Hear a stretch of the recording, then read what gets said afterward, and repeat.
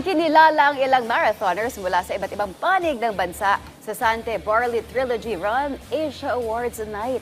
May ulat si Bernadette Tinoy. Age doesn't matter. Yan ang pinatunayan ni Rogelio Espe matapos ang tinin ng parangal bilang oldest fastest runner sa Sante Barley Trilogy Run Asia Awards Night na idinaos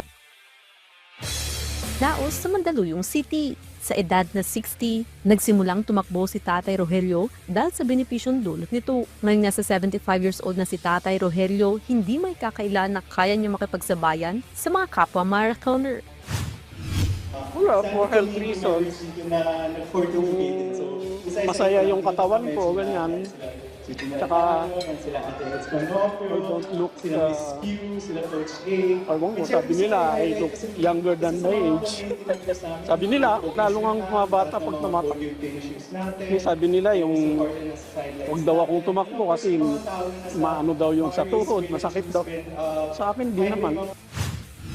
Mula Boton City naman, lumipad pa Maynila ang businessman na si Marcon Chu para tanggapin ang kanyang parangal bilang age category champion sa 65 years old up male division. I swept from 16 to 21 to 32K.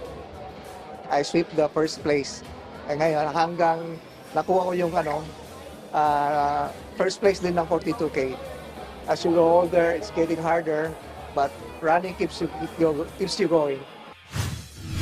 Samantala, comeback performance naman para kay Reyna Ibardulasa ang pagtakbo dahil kakabalik niya lang sa pag-iensayo mula nang magka-pandemya. Hindi ka pwedeng tumakbo lang ng 42 nang walang training kasi magsasuffer ka. Ikaw din yung mahihirapan. Tsaka nakaya ko pala na yung mga hard things pala kaya kong gawin.